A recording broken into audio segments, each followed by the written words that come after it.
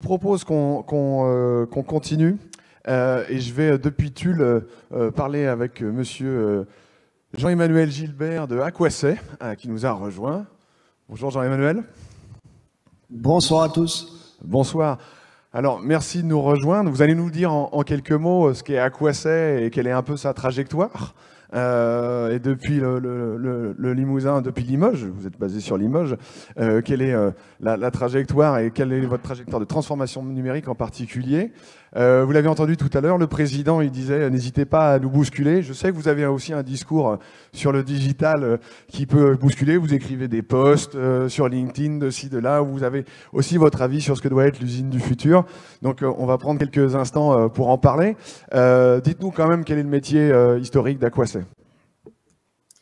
Alors Aquacet, comme son nom l'indique, donc effectivement c'est une start-up qui est basée à Limoges. On a été créé en 2015. On est un peu plus d'une vingtaine actuellement. Et Aquacet, donc c'est une société qui est spécialisée en efficacité hydrique en industrie. Donc le principe en fait est à peu près. On vous a perdu là. La réalité. Ah non, c'est bon. En termes quantitatifs, c'est bon. Ok. Et donc, on est des spécialistes d'efficacité hydrique, c'est-à-dire qu'on va sur les sites industriels, parce que ça, c'est notre terrain de jeu au départ. On va aller déployer un champ de capteurs, de boîtiers de communication pour pouvoir capter de la donnée en temps réel, l'envoyer sur des serveurs distants et faire de l'analyse en temps réel, en fait, des flux. Avec cette cartographie dynamique, on va pouvoir identifier tous les points d'amélioration et les points de risque, de manière à préconiser directement au niveau des opérations industrielles, donc sur les causes racines, des réductions de consommation, d'amélioration de la productivité des usages de l'eau, et puis aussi la réduction des pollutions. Voilà. Donc ça change complètement la stratégie de gestion de l'eau, puisque jusqu'à maintenant, ce que l'on appelle stratégie de gestion de l'eau, c'est en fait une stratégie de traitement de l'eau, c'est-à-dire qu'on se préoccupe des usages, on va produire de l'eau et on va récupérer des eaux usées qu'on va traiter et remettre dans le milieu naturel, mais on ne fait pas de performance, il y avait très peu de performance sur les usages de l'eau, et nous, c'est notre cœur de métier. Donc éviter de consommer et éviter de rejeter des polluants. Et ce qui s'est passé en fait, et on est impliqué dans la transition numérique à 3 niveaux, parce que le premier niveau, c'est que nous-mêmes, on a fait évoluer notre métier, c'est-à-dire que historiquement, notre cœur de métier, c'était d'aller faire des audits sur des terrains, sur des sites industriels. Certains de nos clients, qui sont principalement des grands groupes, ont vu utiliser cette technologie, eux qui ont commencé à nous dire, mais en fait, est-ce que vous pourriez nous le laisser à demeure? Parce que quand vous repartez, on redevient aveugle. Et donc, du coup, c'est à cette occasion qu'on a créé Aquacet, avec une double activité. Premièrement, toujours des audits de sur-site, mais aussi de la mise à disposition sous la forme d'abonnement de notre technologie, donc avec la mise à disposition des boîtiers, l'ouverture de cloud privé, et puis des applications web, de manière à ce que les utilisateurs sur le site industriel puissent continuer à faire cette amélioration continue, alors que, bien sûr, on n'est plus sur le site. Donc là, ça a été la première étape. J'allais dire cette capacité. Ça a été la première étape. Aïe, avec le décalage, c'est pas facile. Je ne dis plus rien. Ok.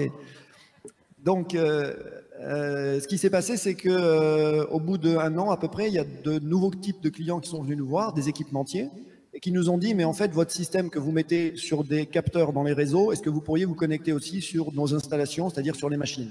On a fait un petit développement, et donc du coup, on s'est retrouvé à pouvoir être connecté en temps réel sur des capteurs dans les réseaux, mais aussi sur des installations, c'est-à-dire l'usine connectée.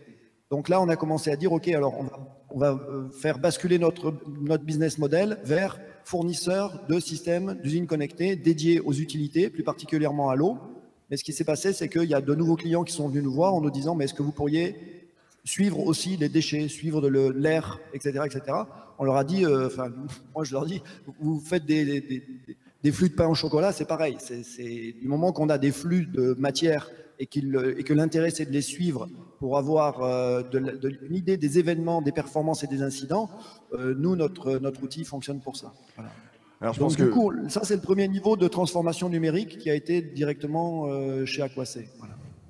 Donc flux de pain au chocolat, je pense que vous allez avoir quelques tweets dessus. Mais en fait, ce que j'en comprends, en effet, c'est que cette capacité finalement d'observation que dont vous êtes doté grâce au numérique vous amène à devenir maintenant un fournisseur justement et un accompagnateur de la transformation numérique des usines que vous suivez, et vous transforme plutôt sur un acteur justement de la donnée, du traitement de la donnée, qu'un acteur spécifiquement lié à l'hydrique. Est-ce que ça veut dire que du coup, les prochaines étapes et les étapes dans lesquelles vous allez, on n'est pas du tout en train de suivre les slides, mais c'est pas très grave. C'est finalement aussi de l'intégration d'intelligence artificielle, c'est toute cette trajectoire-là que vous êtes en train d'imaginer? Voilà, donc en fait, en industrie, il existe déjà différents systèmes de collecte de données et d'utilisation de base. Et il y a aussi tout ce qui est contrôle-commande qui a déjà été développé. Mais c'est relativement peu développé, les nouveaux outils en fait, d'analyse de la donnée, vraiment en temps réel, et en masse, hein, bien sûr, c'est-à-dire avec une fréquence assez conséquente.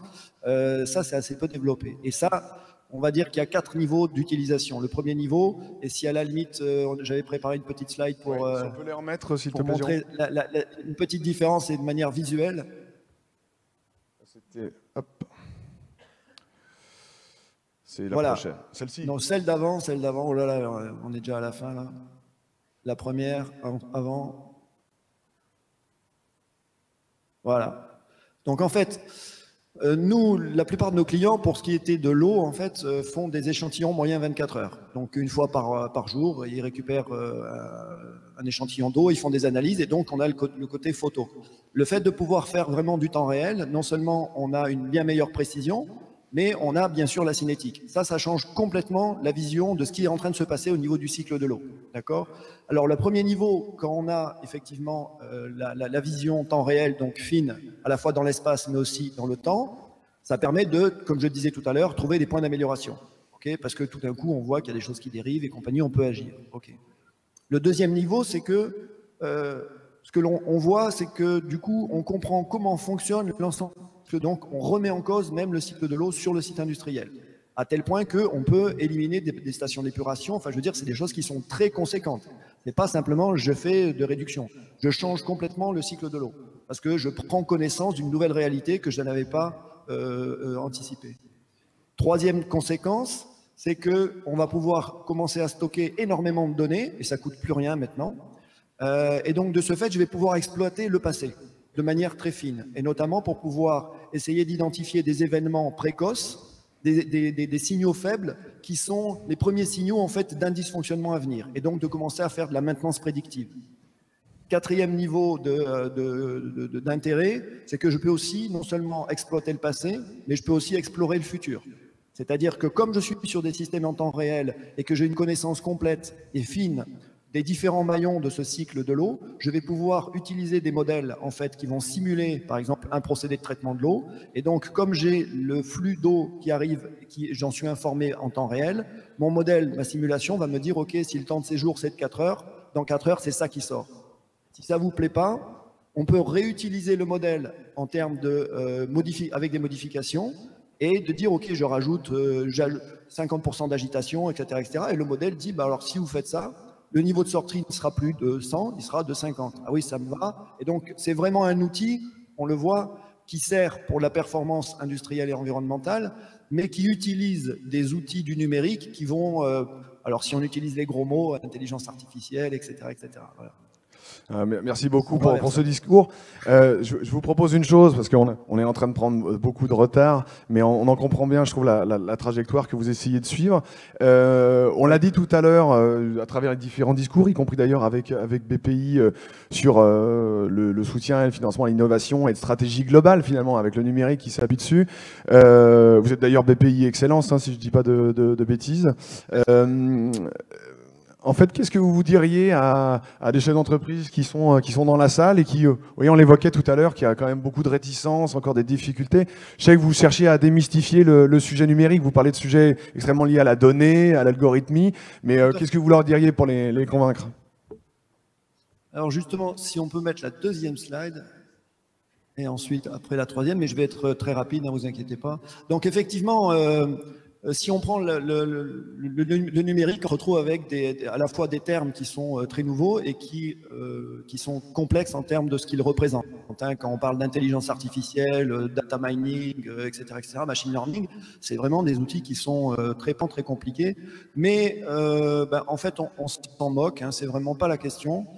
Ça peut faire peur, mais quand j'ai pris, pour ce soir, en fait, j'ai pris différents systèmes qui ont eux aussi des noms assez cryptiques, Electronic Stability Control, machin. Quand vous conduisez votre voiture, vous vous en moquez, en fait, vous vous en rendez pas du tout compte. C'est pas vous qui avez à gérer toute cette complexité. Pour l'intelligence artificielle, mais de la même manière pour toute la transformation numérique, en fait, la question de la difficulté des outils ne vous concerne pas. Ça va concerner les techniciens qui vont travailler pour vous et qui, eux, vont mettre en œuvre tout ça. La vraie question dans la transition numérique pour nous, dans la transformation, c'est de dire, in fine, comment est-ce que je repense mon métier? Ça, on l'a vu très concrètement avec un de nos clients, puisque maintenant, comme on est fournisseur, on revend directement notre service. Alors maintenant, avec un nouveau nom, puisqu'on est très large, le nom du service s'appelle iDatamotic. Donc, on le revend à des clients industriels qui l'utilisent chez eux, sur leur site, mais on le revend aussi à des industriels intégrateurs qui eux-mêmes vont le remarketer et le revendre à leurs clients. C'est-à-dire qu'eux-mêmes, le fait d'utiliser notre service, crée une nouvelle relation client, crée des nouveaux services, modifie complètement la vente même de leurs produits, du consommable, le fait de faire la maintenance prédictive, et eux-mêmes shiftent leur business model, en fait, pour aller non plus vers je vends du consommable, mais je vends de la performance. Et ça nécessite un changement qui est quand même très important au niveau de leurs équipes, parce que les commerciaux ne vendent pas la même chose, etc. Mais on voit bien que ce n'est pas une question de technique numérique. C'est une question de comment je crée un nouveau service vis-à-vis de mon client. Mais la personne qui est la mieux placée pour créer ça, c'est l'industriel. Ce n'est pas celui qui fait du data mining et compagnie. Celui qui est au contact du client, qui sait comment il va falloir lui vendre, qu'est-ce qui va être vendu, à quel prix, etc. Ça reste une option métier. À la limite, vous êtes boulanger, vous intégrez du numérique, vous restez boulanger. Et c'est en tant que boulanger que vous allez utiliser l'outil du numérique. Ce n'est pas le data scientist qui va vous dire non, arrêtez tout, maintenant ça ne marche plus comme ça. D'accord ? Alors ça, c'était le premier point. Pour nous, c'est quelque chose, donc le numérique, c'est vraiment un outil qui amène une nouvelle vision plus précise dans l'espace et dans le temps, dans notre périmètre en fait d'intervention, et qui du coup, ça amène à reposer des questions. La deuxième point qui me paraît très important, c'est que tout ça, c'est progressif. C'est-à-dire, mais ça a déjà été dit dans une intervention préalablement, en aucun cas, on arrive, on met des capteurs partout, on appuie, des milliards de chiffres qui sortent, et puis on est noyé et on meurt, hein, de toute manière, si c'est juste comme ça. Donc en fait, nous, ce qu'on préconise, c'est la dernière slide que j'avais préparée, c'est vraiment un chemin, c'est une transformation et c'est une évolution. Alors, cette progressivité, en fait, dans le chemin, c'est pas simplement parce que il faut aller lentement, parce que c'est plus prudent, etc. Non, c'est que comme c'est une vraie transformation numérique, vous ne pouvez réellement imaginer l'étape suivante que lorsque vous avez fait, enfin la seconde étape, lorsque vous avez intégré la première. Parce que le numérique, c'est pas simplement, mais ça a déjà été dit, c'est pas simplement, dans notre cas, je mets des capteurs et j'ai de la donnée. C'est surtout que derrière, ça va changer la vision de la réalité. Les gens vont s'y adapter, donc pouvoir imaginer la suite, etc., etc. Voilà. Donc là, il y a des clients qu'on accompagne et ça se fait vraiment de manière progressive. Très bien. Je vous remercie beaucoup, Jean-Emmanuel, pour ce témoignage qui est vraiment le reflet d'un dynamisme et d'un angle justement lié à l'innovation et à la transformation continue en s'appuyant sur des compétences numériques, mais vraiment avec une stratégie particulière.